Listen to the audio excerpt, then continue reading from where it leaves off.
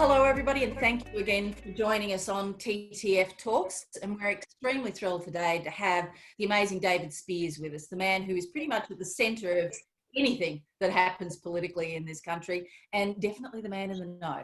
So we thought we would get him to share a few political insights with you today about how much the environment has changed, and not just in Canberra. So David, thank you so much for joining us. Welcome. Great to be here, Margy. Thank you.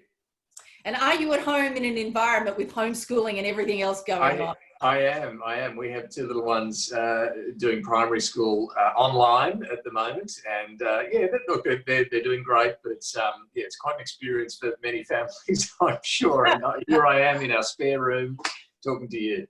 Well, that's very impressive. Thank you very much.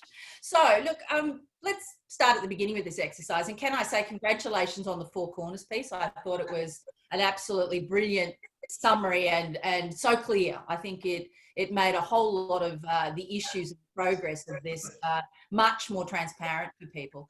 But tell me what you're finding the biggest difference in Canberra at the moment in terms of how politicians are responding. To be honest, the biggest difference I've found, the most surprising thing, was really the cooperation that's going on. I know this has been talked about a lot, but I mean, someone who's covered a couple of decades in Canberra of leadership coups and a lot of the petty games that go on, to see this moment where they are standing up and they are working together. And I'm talking not just government and opposition, but the unions, obviously the banks who've been the whipping boys for a long time, the government, the Reserve Bank playing its role. And, of course, Australians largely staying at home, abiding by these rules. I think it's been, the cliche is Team Australia, but it's true. It has been quite a surprise to me, the way they've all worked together in this crisis. And it's a really good thing. How long it lasts, I don't know. Well, that was my next question to you. So this is a great outcome. And I think everybody's sort of sitting back going, wow, who would have thought? But can it last? Will that goodwill keep going afterwards? What does your political gut tell you? I think, well, a few things. I think when it comes to restrictions, I do think Australians have seen the success and will abide by and get that it might have to ebb and flow a bit. We might have to tighten things up for a period if there's a flare up again, a second wave of infections and so on. So I think Australians get that, and they've seen what's happened in the US, Europe, Singapore, where there's been a second wave as well, understand that we all need to work together on this. I think the bipartisanship we've seen, though, won't last. I know some people are talking about this new political reality and, we're going to hold hands and work together. I mean, on some things I hope so, but I just doubt it. My gut is when we do get to things like how to get the economy back up on its feet, is it going to be company tax cuts or industrial relations changes or the GST? I just don't see the two sides working together through that process, nor the difficult decisions down the track about paying down the debt and how best to do that. I think we will start to see the traditional political lines established again. And so where do you think the independents now fit into this? Have they become largely irrelevant in the conversation, or do they still have a role?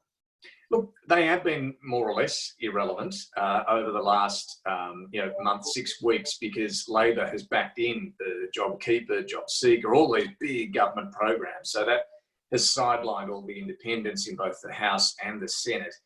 But when we do get into the more contentious issues, as I say, if the government decides company tax cuts or IR reform are needed, Labor won't back that, I suspect, then, they'll be looking to those independents. I mean, we have seen a bit from Pauline Hanson through this about the restrictions, and this is over the top. I think that's been a pretty expected reaction from the right that we're seeing around the world, in the US in particular. But I don't think that's gaining a lot of attention or certainly not pressuring the government much at all. So the other thing I think that has been, I think, really edifying, it's been a great thing, is the National Cabinet, with all of those premiers and everybody else, regardless of political colour, all singing from the same song sheet. Do you think that the fact that seems to have worked this time round, is that just a product of a disaster? Or can we actually hope that there might be some more enlightened attitude to the sort of federation in future? Yeah, I think this will stick around for a while at least, but we probably need to be clear about what it will and won't do. I think it's been great, this National Cabinet. It was a really critical decision to set it up, and it worked. And I think they clearly wanted to work together, given the nature and scale of this crisis, but they also, I suspect, wanted to share any political blowback that would come from these really, You really silly tough you. well, I mean, I don't wish that I had the weight of these decisions on my shoulders. I really feel a lot of sympathy for the premiers and the Prime Minister having to make these decisions early on about, you shut down pubs and cafes and cinemas and gyms and hospitality and so on. You are forcing people out of work. They knew they were going to be putting at risk mental health and long-term unemployment, all these side effects that go with, yes, trying to protect people's health from the coronavirus, but each decision carried this great trade-off of those impacts on people's livelihoods and their health and well-being as well. So tough decisions. I think they did get a lot of political support, but I'm sure they wanted to share that between Labor, Liberal, State and Federal through the process. From here, well, I think they will work together through this National Cabinet process on easing the restrictions, the equally difficult decisions about when to lift things and open things up. I think talking to the premiers, they have really enjoyed this. Obviously, it elevated their power status and put them up there with the Prime Minister. But it's also cut out a lot of the fat that the usual COAG process has. They're just dealing one-on-one. The staff, the bureaucrats are kind of out of the room. They don't have to travel. It's a streamlined process. So they'll want that to continue as long as it can. But things like economic policy, company tax cuts and GST and all these things, they aren't the state's responsibility. GST, I should stress, will be. But everything else is going to be for the federal government and the federal opposition to fight over. So there are limits to what the National Cabinet can do. Yeah. Do you think, I mean, I never thought I'd be in a situation to say that we might be slightly grateful for the bushfires in this sense, that because there were so many mechanisms set up with government at all levels for business, and particularly the tourism industry, to talk to government when COVID-19 came along, and not in any way to diminish the horror and the tragedy that was the bushfires, but those mechanisms meant that they rolled straight in when COVID-19 came along. So we were actually in a much better situation than we would have been otherwise. Look, I think you're right. And yes, obviously the bushfires were an awful period for Australia, but in a political and a procedural sense, you're absolutely right. One of the things I think it did for Scott Morrison in particular was it gave the Prime Minister a wake-up call. I mean, he was copping it during the bushfires for a lack of empathy and not working well enough with the states. So when this crisis came along, he really wanted to step up. He had to step up, and he did. And I'm sure that was part of the background of the National Cabinet being formulated and working so cooperatively with the states. And he really lent into this crisis in a way that he was seen not to with the bushfires. So in a funny way, it did, I think, give him the wake-up call, that bushfire period, to do what he's been able to do during this crisis. Yeah, I mean, I've talked to my colleagues in different parts of the world, particularly in the US and Canada, and because they struggled to get a dialogue going with the government in terms of, what was actually happening in this space, it took a lot longer than it did here because we were already in that headspace. From your point of view, how has it changed the way the media is operating in that political environment, apart from having to stand this far away from everybody at these conferences? Look, it's a good question. Yes, we're all learning how to broadcast from home, and you're getting to see everyone's lounge rooms and so on. But it has been a learning curve, I think, for the media. I don't think it's, and myself included, I think we've handled this perfectly from the get-go. I mean, this has been unprecedented on so many fronts, including how the media covers this. Obviously, the government wanted not a lenient media, but certainly a cooperative media to get the important messages across, rather than picking apart contradictions, differences between federal and state. Look, the role of the media is to highlight where there are deficiencies, obviously, in the process, but yes, get the message out there where it's needed, importantly, to stay at home and all these things, wash your hands and so on. By and large, I think the media's done a good job, but not a perfect job.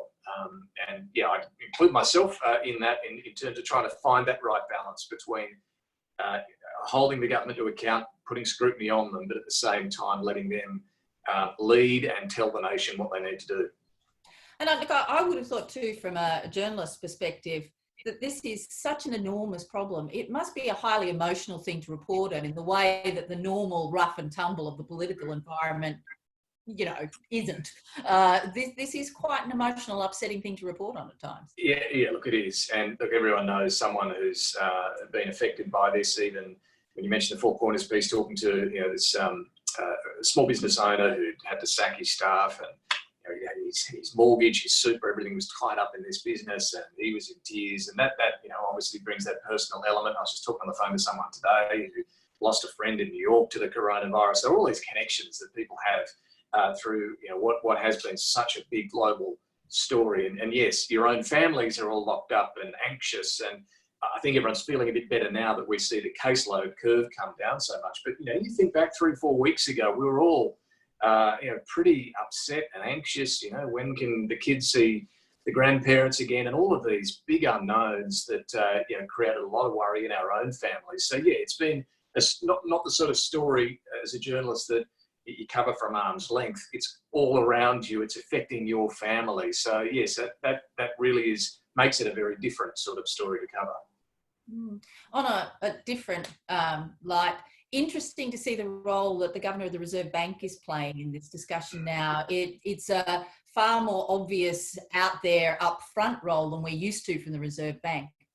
It is, and he typically doesn't do media interviews. None of the Reserve Bank governors do, and look, for good reason. They need to be very careful about what they say. It moves markets, every word they utter. But with that Four Corners story, we really wanted to hear from him, because they've done some unprecedented things through this, and a bit of back and forth. But he agreed to do it, and that was fascinating to go in there. He was actually in the Sydney RBA headquarters. He's up there on the 12th floor in his office. On his own, no one else on that floor, everyone else working from home. So I think he probably welcomed a bit of social interaction when we arrived with the crew for a chat. But look, he's such an impressive guy, Philip Lowe, and the way he speaks and explains what they've done, you can sense that in some ways this has energised him to deal with an economic crisis of this scale. And he's come up with some innovative ways of doing it compared to other central banks around the world. But yeah, it has been a fascinating period for the RBA as much as it has for the government. So looking forward, because I think as an industry, we're now starting to really focus on the recovery part of this mechanism. What do you think the big risks for the government are going to be as part of this recovery? And if you were going to give a bit of advice to the tourism and transport industries on, how we handle this process with government over the next sort of 6 to 12, words of wisdom welcome. Well, I think an obvious bit of advice may be that we're stuck with closure of international borders for a while yet. So, we're more likely to see domestic tourism up and running well before that. So perhaps, target, shift, readjust your industry plans to that front, because that's my sense of it. I think where we really saw the drop off in the cases was when we closed the borders, and there was a bit of a trickle on after that. But I think those borders I don't know, but my gut is that those borders will remain closed for a while yet, or at least the tight quarantine restrictions about people coming into the country having to isolate for 2 weeks. So look, I think the government, though, more generally, is going to be turning its mind to how to get the economy back on its feet. I think there will be a willingness to go further, be bolder than they certainly have been over the last, 6 or 7 years in government. There will be political fights over this, but it is an opportunity, perhaps a once-in-a-generation opportunity, to see some real economic reform come out of this. Reform is in the eye of the beholder. Some will argue it's a draconian step, when others would argue it's a much needed step for growth. But look, we'll see. I think everything should be on the table right now, and it sounds like it is. I don't know how long that'll last, but if you have a good suggestion for the government, get in their ear now, because that's when they're listening to the sort of steps that are going to be needed for each industry sector. And so tell me this, one last question. Will this be, if you like, the political making of Scott Morrison? I think it could be. I think, look, we've seen his popularity soar in the early stage of this, and he made some tough but right decisions. I would caveat that by saying, politics is a very volatile game. There are no certainties at the moment, and there are some very tough decisions to come. He could lose it all, that support, by taking wrong steps now when it comes to easing restrictions, when it comes to helping the economy back on its feet. It is still a dangerous period for him. Look, the last month, though, he didn't get everything right. There were missteps, there were imperfections. You know, his plan still to go to the footy, and he was seen to be dragged by the states into some of the restrictions that he eventually did put in place. But generally, I think the way he's approached this has given confidence to the Australian people, has helped him politically. As I say, I don't know how long that'll last. Let's see if he can capitalise on that now.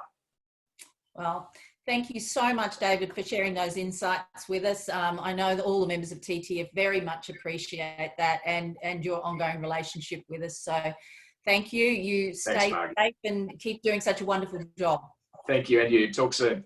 Thank you. Bye.